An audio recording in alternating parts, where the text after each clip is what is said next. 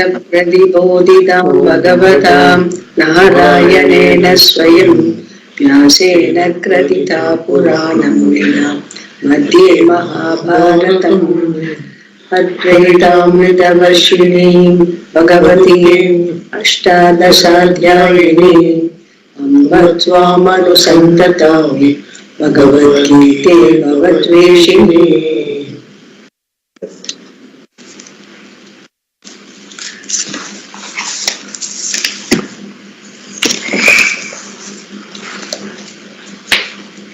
8, 9 years. Yeah, verse 9. Yeah, verse 9. Kavim Purana. Kavim Purana Manusadiram. Dusasitaram. Asitaram. So, Kavim Purana Manusadiram. Anoraniyam Samnusmaret Yaha. Sarvasya Dhataram Achintya Rupam Aditya Varnam Tamasa Parastat. Kavim. This Aditya Varnam Tamasa Parastat, you would have seen it in Purusha Suktam also. It will come. Right. So Tamasa Parastat will explain. As we said the other day, Tamasa Parastat is, Tamas is generally called ignorance. Okay. Whereas here he says, it is not opposite to ignorance. It is a one, Param is one which blesses both ignorance and knowledge. So if you have ignorance, it is not opposite. Only the Jnanam of Param will oppose ignorance.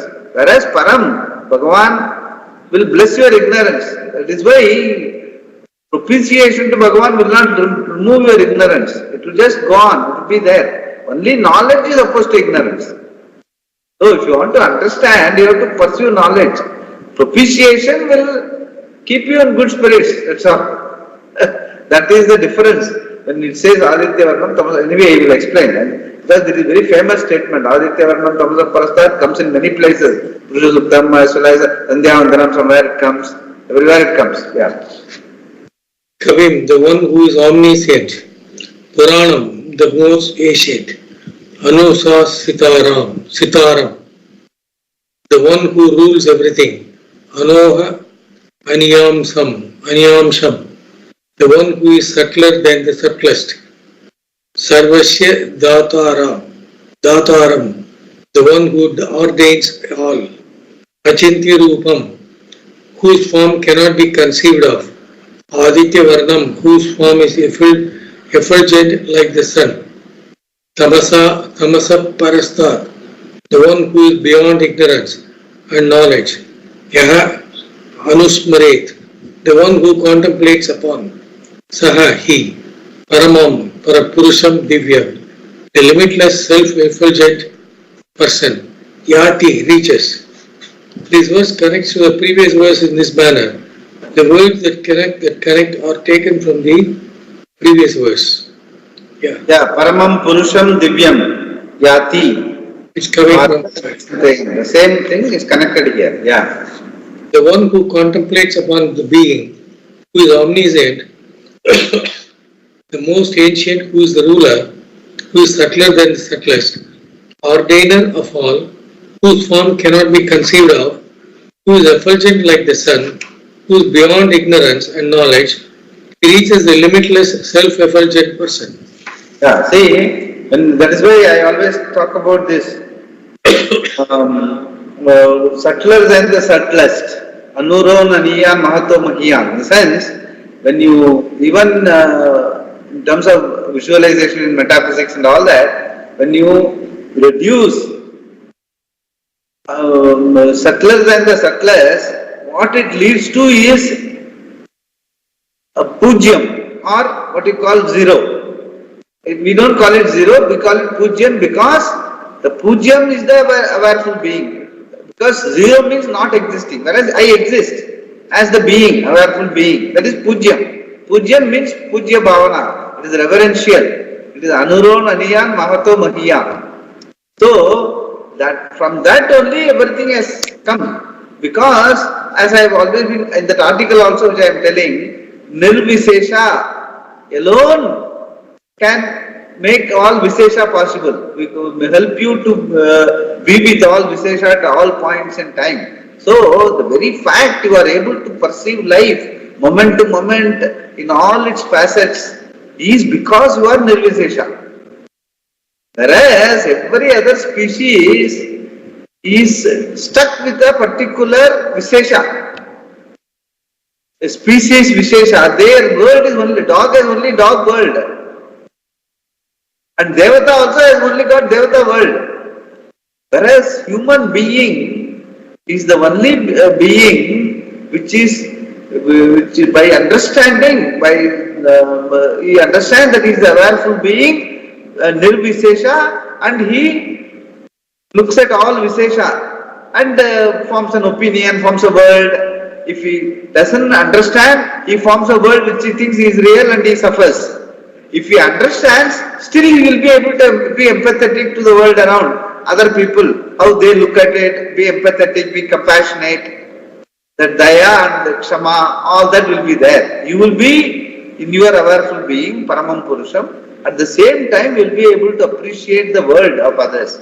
Being Nirvishesha, you will be able to appreciate Savishesha. So, that is the significance of Anuronaniya Mahato Mahiyan, which is your reality, which is what I have mentioned in that Nirvishesha, that article which I have sent you. How you can be as an awareful being, you will be here and now, you will be able to appreciate the Purnatvam of your being. That is from our Adhyatma point of view. And Krama Mukti says that the Ishvara, Hiranyagarbha, everything, you will meditate, you will bring to your head and you will go to Brahmaloka and you will get it there. Anyway, either way you have to get it, either as Mahato Mahiyan or Anurodhaniyan. Either way you have to get the reality of reality understanding. That is the Tatparya. Yeah. Swamiji, this Anurodhaniyan is Pujyam, so Mahato Maniyan is infinite. Yeah, also Pujyam. That is also Pujyam only. Oh. Pujyam means Pujya Bhavana. Pujya Bhavana means something to be worshipped.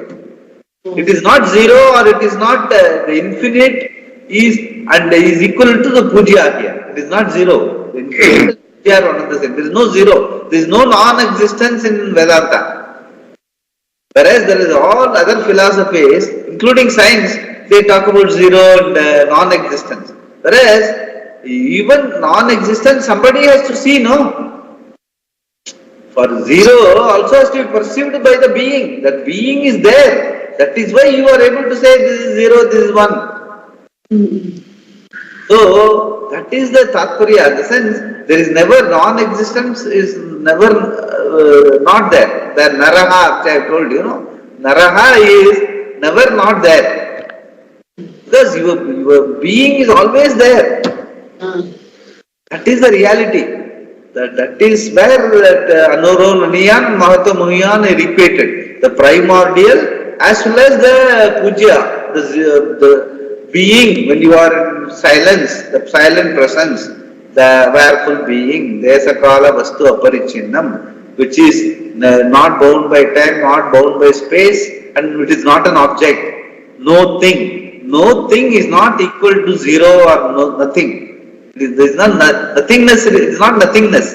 It is not emptiness, it is fullness. Whereas it can be misconstrued if it is not properly understood. That nothingness and emptiness and all that. There is no, because you to say empty, you have to be there. So that you is the being. That is what is being talked about as the Anurodhaniya. Yeah. Swamiji, from that only Puja Sri has come. Yeah, all puja. That is the rishis. All the rishis are called puja. In our culture as well as our shastra, puja only is there. Even in the farmer, he will say pujyam and then calculate. Pujyam, labam. First, in the bushel, when he measures, he will say pujyam, then labam, and then. Arisi when he is. Nothing called zero. No zero. Padi or Mughal 1 liter for padi, appalam padi. Pujam labam solluvan. And then even in English, what do you call? this tennis score, love all. Yeah, It is not zero all. They don't say zero all. They say love all. Because love all meaning Purnatvam. Where everyone is one. Everything is oneness. Oneness. That is what is important. Because non-existence, there is nothing called non-existence. And non-existence is only an example, like Vandhyaputra, rabbit's horn. A horn exists, a rabbit exists. You put together and say rabbit's horn doesn't exist. Just an example, that is called Anupalapti. Anupalapti meaning what is there and it is not there now. Okay, he is absent. He was here, but he is absent now. So the absence is seen, no. Absence you are seeing. So there is non-existence. There is somebody who is seeing the absence. That is why you are able to see the absence. So that being is always there. Even in absence, consciousness is there, being is there. That is why you are able to differentiate between presence and absence. Swami, that abhavam, they say moil kombu, all this, just now you said. Tucham, what they call tucham. That is only as an example. But in our reality, there is nothing called abhava. Nothing called abhava. Abhava. That is only as an example. What was there is not there now.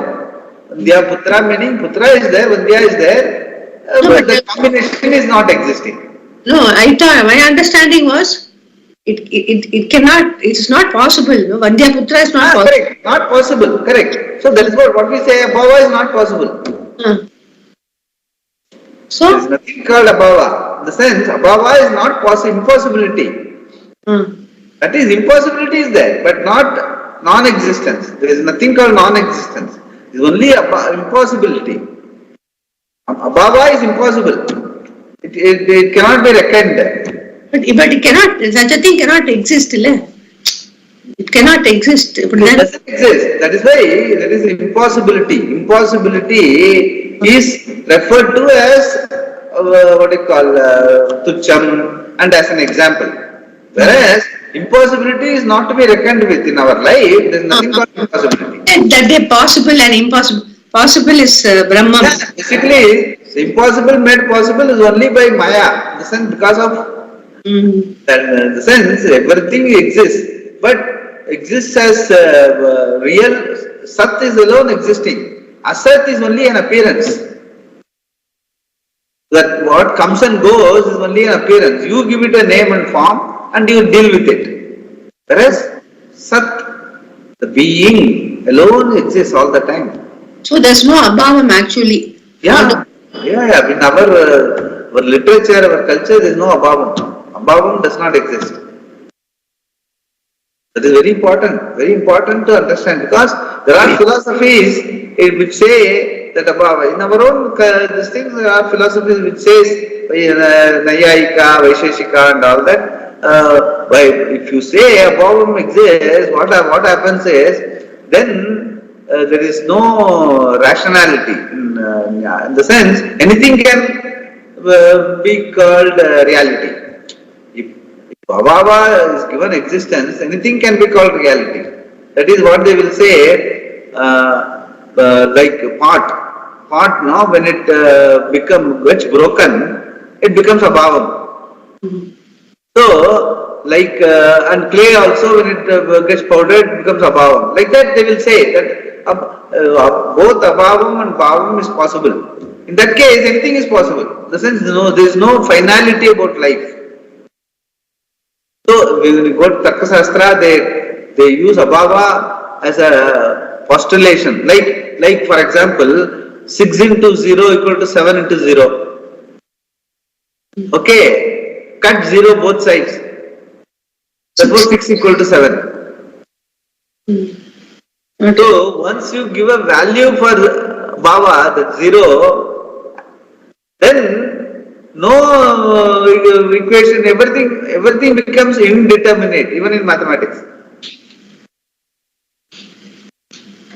That is why you cannot divide a number by 0. If you divide a number by 0, it becomes infinity. Because zero is what? There is nothing called zero. So if you divide a number by zero, it becomes infinity. 6 by 0 equal to infinity, 7 by 0 equal to infinity, therefore 6 equal to 7.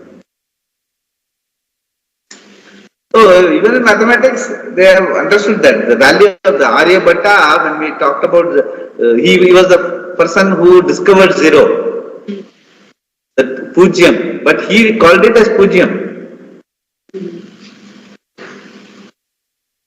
So there is a lot of significance in that. There is nothing called abhava in life. Everything is bhavam only. Even abhava, you are there. When everything is not there, you are there. The being is there. For you to say that it is not there. Yes. That is even pralayam. At pralayam also, the being is there. The conscious being is there. Yes. That is from there only again the next kalpa. That is again a prakriya, a srishti prakriya that is being told. We really don't know exactly. It is only a model, as I have always been telling. But the reality is the being is always the primordial, whether you call it Ishvara, Brahman or Atma, is always there. And it is not an object, it is Desa Kala Vastu Aparichinnam. So obviously it cannot have any destruction. Because it is not born in time, is not covered by space, it is not an object which you can objectify. So how can you destroy it? And that is you, that is your reality. Right now, each one of us, that is a reality. And of course, every other being also, that is a reality. But they cannot understand, we and I can understand. We have been provided with the faculty to understand. And that is because of that reason only you are not satisfied with anything else. Yes. Because you are Purnam and Pujyam and being, unless you understand that Pujyatvam and claim it as your reality, you will not be a satisfied person. That is my article. Ramamurthy's question also, how to claim it. Yeah. This is a way to claim it. Nirvishesha Atma is you have to claim it. And the problem is people look for experience. This is how something will glow or no. Shastra is very clear. You have to understand this. You have to understand it and claim it, and you can meditate upon it so that you can do nididhyasanam, so that your past habits of feeling inadequate. That feeling inadequate is because of the ignorance, not knowing this, and because of your, since you cannot operate in a vacuum, you have put yourself in various identification. I am this fellow, I am that fellow, I am this related, that related. Because you cannot live in a vacuum. So you have identified yourself, you create an image of yourself, you are living in that image, and you find that it is inadequate, so you are still looking for it. So finally you have to understand that you are that awareful being, which is the Swarupa of you, Swarupa of Ishvara also, Anuro, Naniya, Mahato, Mahiya. Then that is the only way you can settle the search in life. That is what it is all about. Yeah. Yaha Anusmaret, the one who properly meditates upon. Smarana, recalling, is only possible when you have come to know something. Anusmarana is in keeping with what is already known to you. So the meaning of this statement is the one who contemplates after Shravana and Manana. He meditates upon Parameshwara, who is described by the following words. Kavi, the one who sees through. Kavi is an excellent word for Parameshwara. It also means poet, because the poet sees something more than what meets the eye. Here Bhagavan is called Kavi, not because he is something more, but because he sees everything, past, present and future. Kavi here means the one who is all knowledge. Purana, the one who is ancient, in fact, who is eternal. Anusasita. Anusasita. Sasita means Sasana Karta, that Sasta we say, no? Ayyanar. Sasta. Sasta is Sasana Karta. Anusasita means one who rules the whole creation. Yeah. The one who rules the whole creation, because of whom The law of dharma and other laws in creation, the creation exist. Anoha Aniyan, the one who is subtler than the subtlest thing you can ever conceive of. Anything that you can conceive of, even the subtlest concept, is an objective thought. But what is contemplated upon here is the one who, because of whom that subtlest of thoughts is known. Sarvasya Data, the one who is the ordainer of everything. A person who meditates upon Ishvara in this manner comes to recognize oneself as the upholder of this cause-effect relationship, the giver of the fruits of all actions. Previously, he was only an agent, subject to ups and downs of the results of his actions as they were given by Ishvara's law of karma. By contemplating upon the Swarupa of Parameshwara, he identified himself as Parameshwara, who is Satchit Ananda Atma. Achintya Rupa, the one whose form cannot be thought of. What you cannot think about can also be non-existent, but here it is existent. If you take it as the one who is in the form of creation, how are you going to think about him? There is the known as well as the unknown. How are you going to imagine or even appreciate omniscience or all pervasiveness, the one whose form is the whole creation? Your mind is capable of thinking of only one thing at a given time. It is not possible for a human mind to imagine everything at the same time. If you look at Ishvara's own Swarupa as Atma, he is not available for objectification. It is Chaitanya, as the next word reveals. See, here also he means, no, Achintya Rupa. When generally it can be said, Achintya Rupa means what you cannot be think of, that non-existent. But just imagine sitting and you are not thinking of anything. In the sense, there is nothing objectified in your mind for the moment. But even that moment, even though nothing else is objectified, you are very much there. That is precise. That is why even the Chintya Rupa cannot be explained as what you cannot think about can also be non-existent. But we are not talking about non-existent. You are existent. You are existent, but you are keeping all the objectification away. Because that is Chaitanya Swarupam, that is the Swarupa of you as well as Ishvara.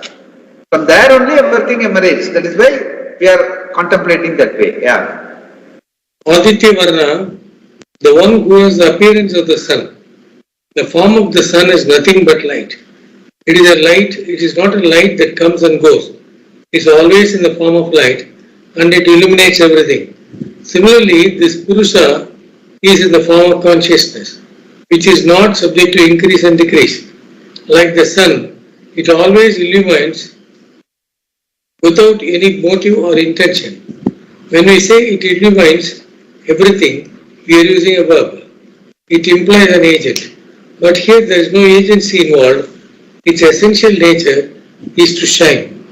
Like the sun, it illuminates everything, illumines anything in front of it. Without doership, self-shining Atma illumines the entire creation. Everything shines after it. It is Asanga, untouched by what happens in its light. Tamasaha Parastat, it is above darkness. It illumines both light and darkness. It illumines particular knowledge as well as ignorance. It is pure consciousness. See, here, the limitation of the example of sun is where there is sunlight, there cannot be darkness. Okay, whereas it's only an example. That is why we should not compare it with Atma or Brahman, because Brahman illumines both light and darkness. The tamas of Parastar illumines both light and darkness. But why is the sun example? Because that is pratyaksham. For our system, sun is the pratyaksha where it illumines everything under it. Okay, so that is why we say that self-shining Atma is compared to sun. But the limitation of the example is that whereas Atma illumines everything, including ignorance, whereas sun illumines, where there is sun, darkness cannot be there. So that we have to keep in mind. Yeah. The difference between contemplation and meditation. The verb yati, yati is carried through from the previous verse. Yati means reaching. Yati means reaching. Yeah. Everything else in this verse talks of the object of meditation and also what you gain. In contemplation, there is no difference between what you meditate upon and what you get. If you are doing upasana, the result is not going to be the same as what you meditate upon. If you invoke Indra, you will not become Indra. You will only go to another loka. However, here the one who meditates upon Paramapurusha reaches Paramapurusha. So that is a key difference between meditation and contemplation. Contemplation is with the full understanding of I am equal to Paramapurusha. So when you are, that understanding is there and when you contemplate upon, all your orientation that I am a limited being goes away. So then you have gained that identity by understanding, the claiming of Paramapurushatvam happens. Whereas in meditation and upasana and all that, everywhere, it is only for you to just to develop a sense of concentration, a sense of what you call ekagrata, all those things. Where you don't become what you meditate upon. Like your Shaligrame Vishnu Dhyayat, when you Vishnu you meditate upon, you don't become Vishnu. Whereas when you are when you fully understand my Swarupa is Desakala Vastu Aparichinna Atma, and that is the same as the Swarupa of Vishwara, that understanding is there, and you contemplate upon it, slowly and steadily you will claim it. That will become your life. That is the essential difference between contemplation and meditation. Yeah. This is not meditation wherein there is a known difference. However small the difference may be, if there is a difference, it would be upasana. If there is no difference, the knower is recognized as Parameshwara, therefore there is no knower in reality. All these words are appellations of Ishvara, and that indeed I am. This is pure jnana, which is why Nididhyasana is entirely different from Upasana. In Upasana, Jiva and Ishvara are two different things. Whether it is Sampat Upasana or Ahangraha Upasana, where you superimpose Ishvara's attributes on the Jiva. Even so, it can pave the way for jnana and is therefore considered a fruitful meditation. Because this is the closest, even though it is an upasana, but it is closest to the reality. So that may likely to help you to pursue jnanam. Yeah. Contemplation, however, based on Shravana, is entirely different from any type of meditation. If what you have understood is somehow contradicted by experience, Nididhyasana is to be done. Shastra says that you are Satchit Ananda. If you do not think so, you are making judgment about yourself on the base of your mind. You require further inquiry. Until you understand, you must study the Shastra, which is the Pramana. Vedanta reveals that you are the whole.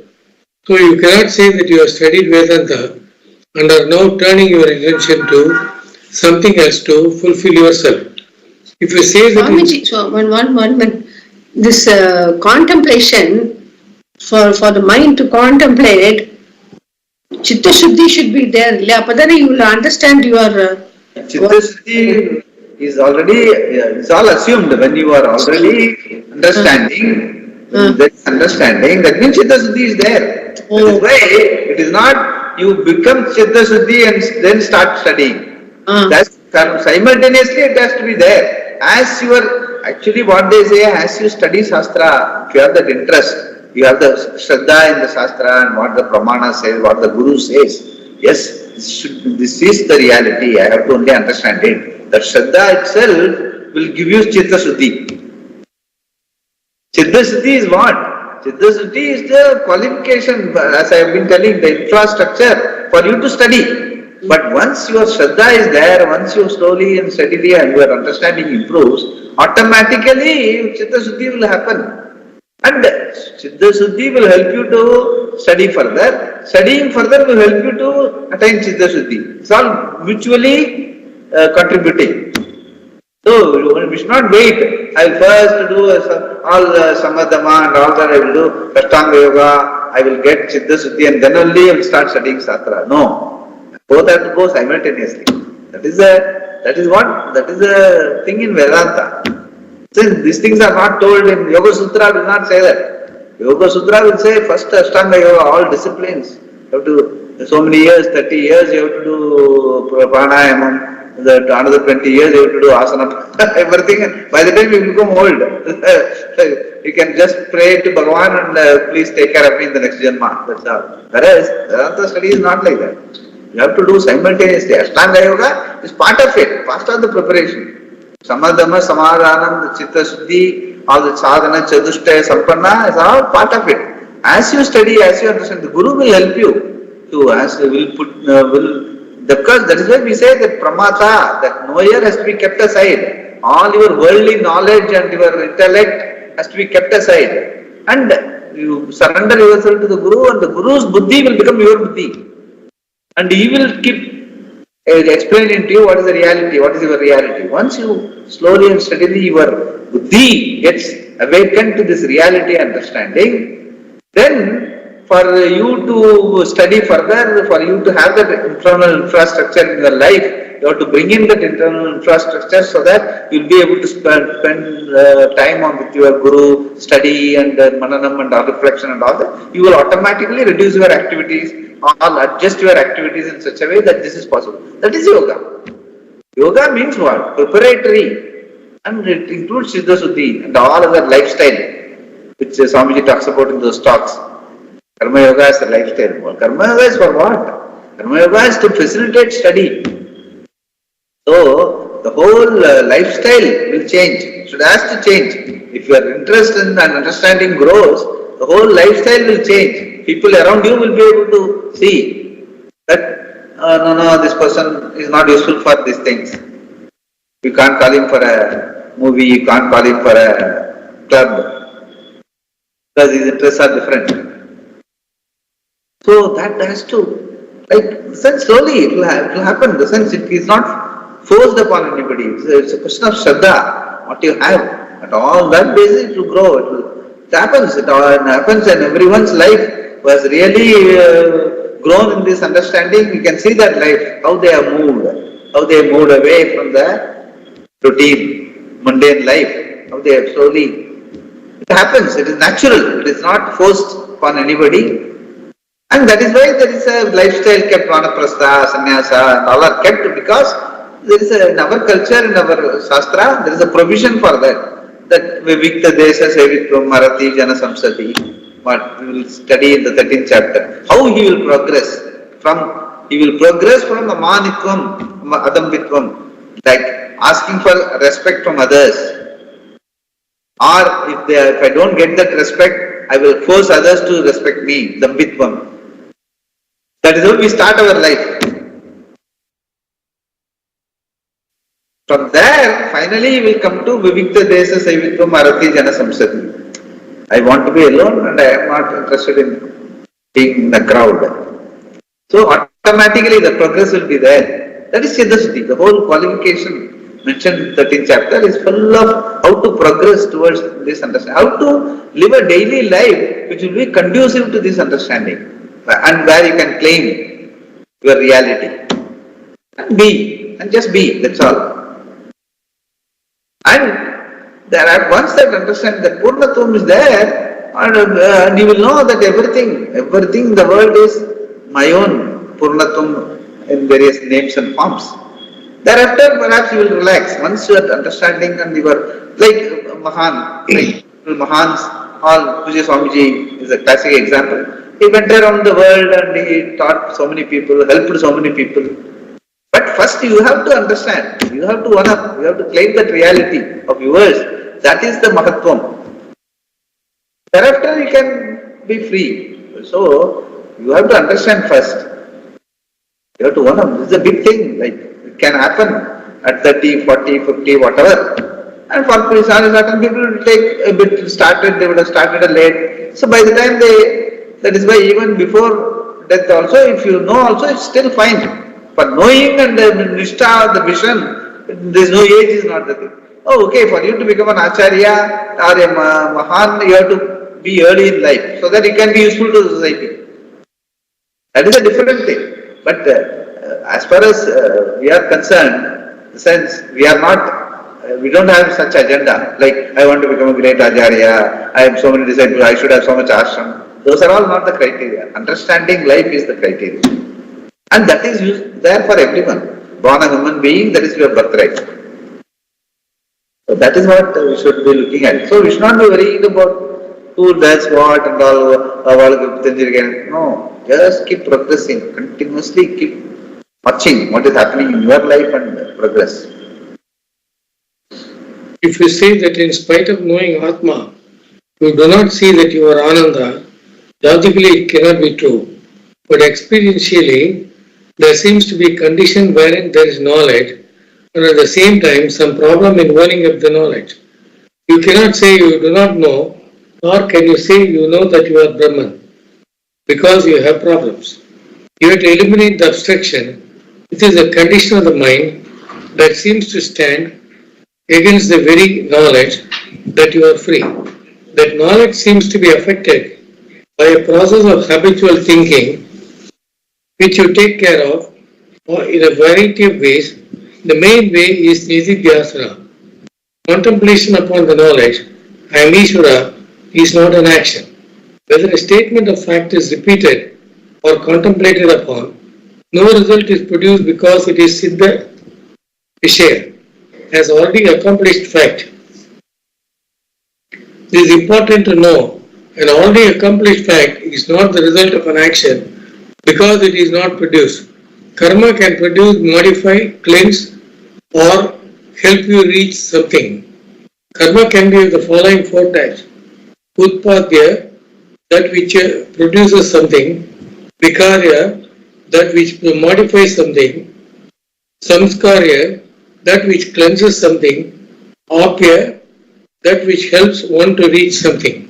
Yeah, this is a definition of karma in Shastra. You have to, if these lingas are there, lingas meaning adayalam. If these things are there, something is produced, something is changed, something is cleaned up, and something is reached, then it is called karma. If these things are not there, then it is not called karma. Like in terms of contemplation, when you own up your reality, you have got the understanding that Purnam Brahma Aham Asmi, and you are contemplating upon. You are not producing anything. That is the reality, and you are trying to claim it. So that is not called karma.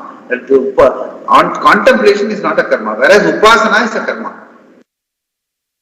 Because upasana you do to gain the ekagrata buddhi and concentration.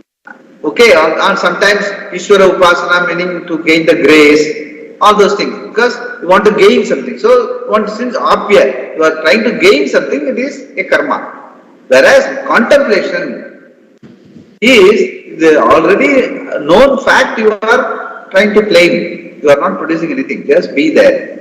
That is why it is not the karma. That is what, it's a technical definition, yeah.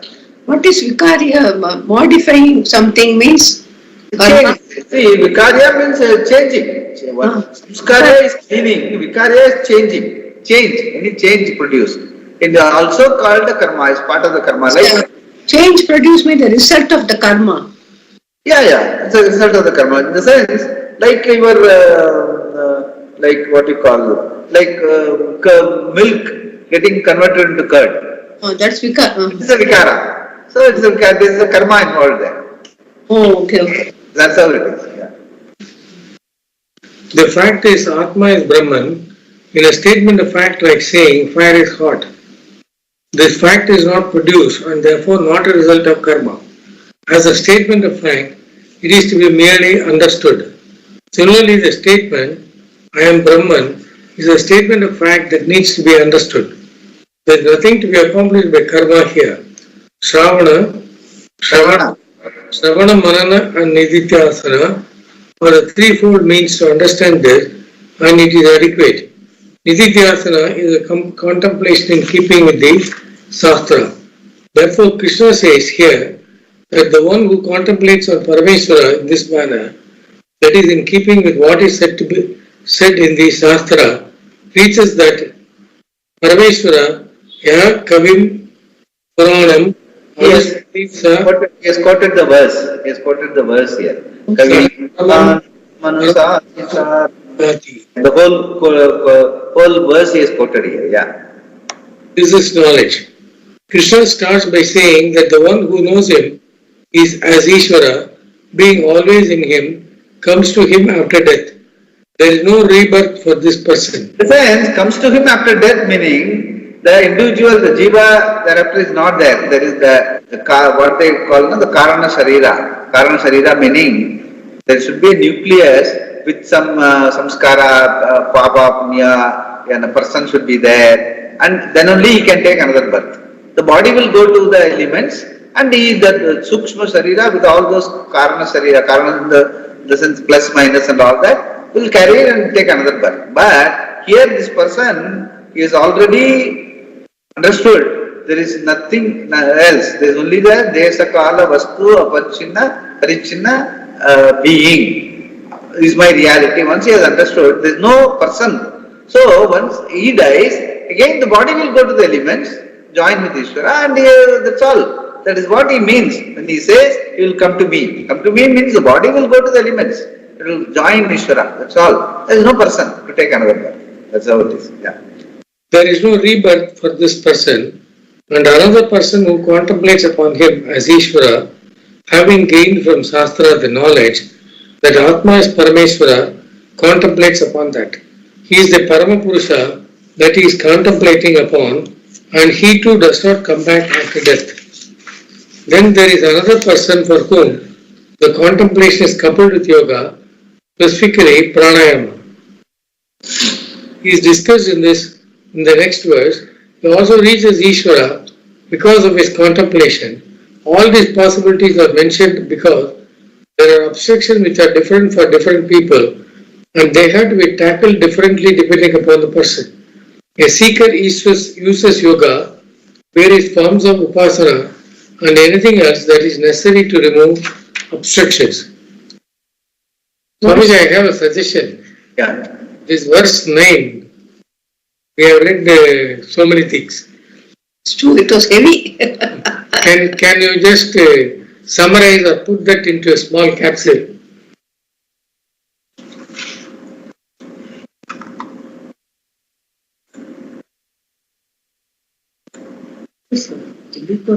You see whether I have already done it. I am just looking at my own notes.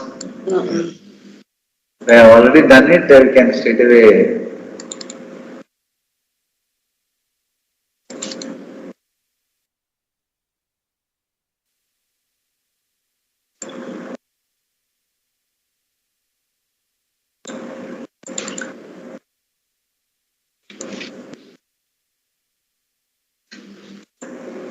Actually, I have not noted the Sanskrit words in this text. What I am doing, Swamiji, is I am noting down the meaning of these in separate paper for me to understand, because Sanskrit words are kind of it's kind of difficult to remember.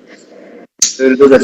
I am able to connect class after class. See, now just listen to what it says. Okay. See, the note says the whole verse is an adjective to Purusha. Purusha meaning the primordial Ishvara, you can say, or Atma. Either way you can say the Purusha.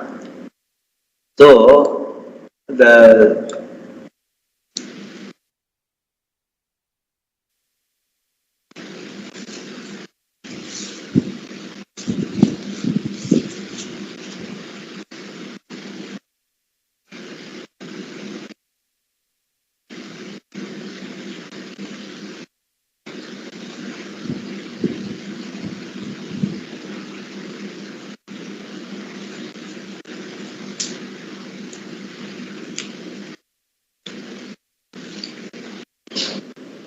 So what he says is where he is talking about this Kavi, Puranam, Anusasitaram, all are all representing Ishvara. Okay, all the, in the sense, Ishvara is denoted by these three words, and a person can contemplate on Ishvara in this fashion, that Amsam,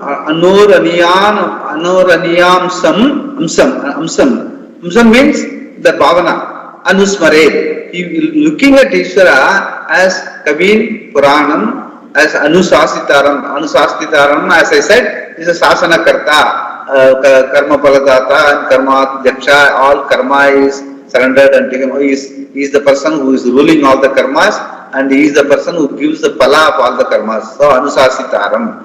So, the Ishvara is depicted in these three words, Kavi, Puranam, Anusasitaram. And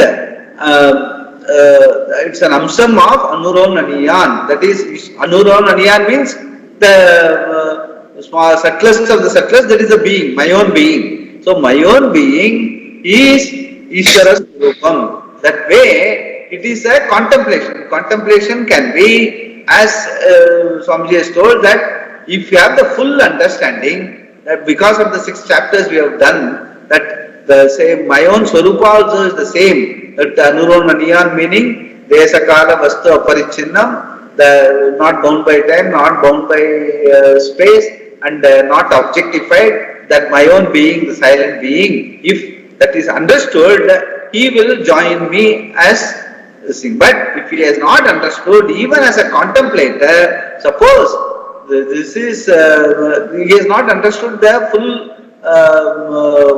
the Tatparya of the whole knowledge, that my and my Surupa and Ishvara Surupa are one and the same, but he has a, what do you call, he has got that Shraddha, and he contemplates that I should be Ishvara, like that, he contemplates upon. Now, both these things, both of them will reach Ishvara. One is by understanding, because of his own Shravanam Mananam and Nididhyasanam, he will understand Ishvara, and after this there is no birth. He will be a Jivan Mukti. Once the body leaves, he will become a Videha Mukti. The other person is, he will contemplate, and he will, now in the 10th sloka, he will say how he will reach Brahmaloka. Or, like in the 6th chapter which they quoted extensively, he will,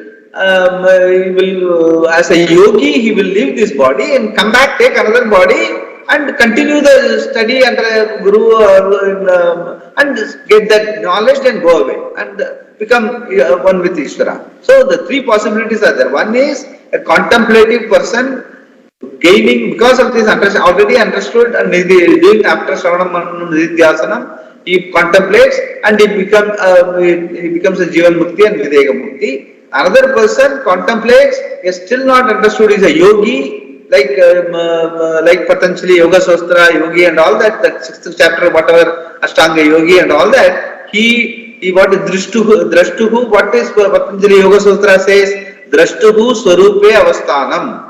And he has not yet understood the Drashtuhu Swarupa is my own only. But he says, he removes all thoughts in the mind and all that. He removes as a, what do you call, with no thought, he is contemplating on whatever upasana or as a silent, he does the upasana and he leaves without understanding, leaves the body. Then he comes back and gets understanding with the Guru, and that is the second possibility. The third possibility will come in the 10th chapter, the 10th sloka next, that is called Krama Mukti, where he is contemplating on Ishvara by pranayama and all that. He leaves the body and goes to Brahmaloka because of all his karma and upasana is rectified, and because of the punya, he goes to Brahmaloka. There he gains the knowledge by Upadesa, by the Brahmaji, and perhaps if he doesn't get, he will again have to come back and get the knowledge from the Guru. So the 3 possibilities I have talked about. One is talked about in the 6th chapter, the other 2 are talked about here. In this particular sloka, Kavin Puranam Manusasitaram Manoraniyamsam Manusmaredyaha Sarvasya Dataram Achintya Rupam Aditya Varnam Tamasap Parastat you see the Aditya Varnam Tamasap Parastat Achintya Rupam and Sarvasya Dataram can be a contemplation without fully understanding, and by the 10th sloka you will go to Brahmaloka. If you have the full understanding, you will have the Jivan Mukti because it's a contemplative sloka, and you will attain Videga Mukti at the end of the life. So all the three are possibilities have been discussed. All the three possibilities have been discussed in Gita. 6th chapter Dhyanam, it talks about purely yoga and a yogi, the process of understanding, coming back and learning. Here in the 8th chapter, one is going to Brahmaloka, another is getting Jivan Mukti and Videka Mukti. So that is the context of this 9th sloka. Is it okay? Yeah. I think if you want to, we will stop here, or we will talk. We'll read the 10th sloka just for your own purpose, since we have discussed that, what it means. If first para we will see and then we will close. Yeah. The lot of yogi at the time of death, prayana kale manasa chalena bhaktya yukto yoga balena chaiva bhruvor madhye pranam aveshya samyak satam param purusham upaiti divyam. Shall I just read the... Read. Yeah. Prayana kale, at the time of death, achalena manasa, with a steady mind, bhaktya yuktaha, endowed with devotion, yoga balena cha, and with the strength gathered by yoga, bhruvor madhye, between the brows, pranam aveshya samyak, placing the breath properly, saha he, tam param purusham divyam, that limitless effulgent person, upaiti, reaches. At the time of death, with a steady mind, endowed with devotion and the strength gathered by yoga, placing the breath properly between the brows, he indeed reaches that limitless effulgent person. See, this krama, this is called krama mukti. This is told in all Upanishads, even in Gita also, because there is in the Shastra there is something called krama mukti. But Bhashyakara, what he will do, I tell you, he says,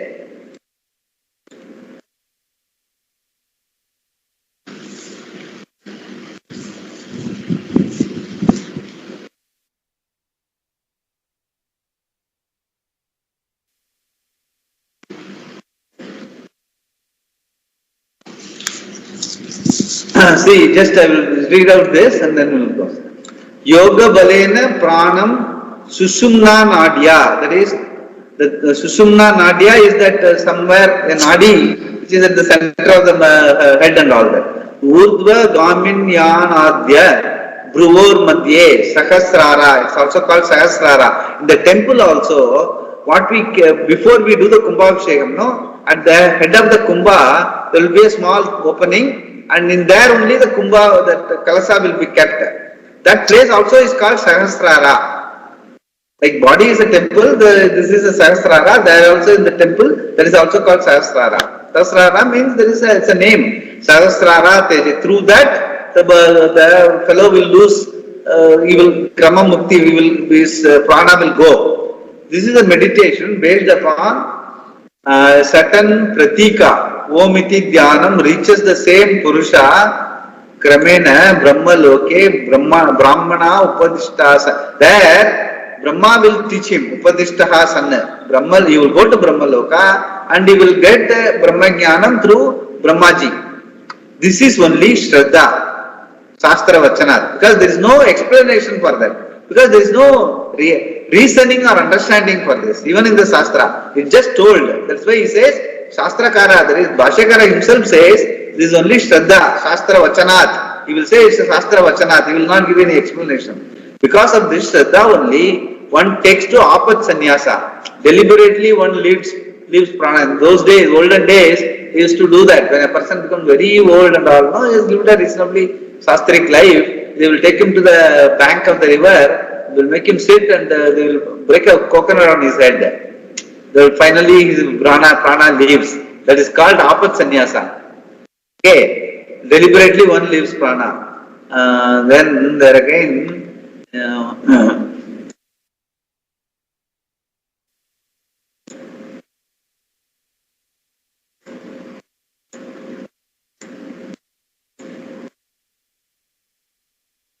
See, as this Krama Mukti is mentioned in Shastra, Bhashya also mentions this without any further discussion. He only gives a mention. It is not a teaching. It is only a mention. What is told in the Shastra, what is told in Gita, Bhashyakara will mention. Why I am telling this is emphasis is you cannot, you cannot understand Krama Mukti. It is told by just take it with the Shraddha and proceed. That is what is very important. Because the people will ask explanation, what is Krama Mukti means. It is told in the Shastra, that's it. Okay, we'll see tomorrow, next week, yeah. Purnamidam Purnamudachyate Purnasya Purnamadaya Purnameva Vasishyate Om Shanti Shanti.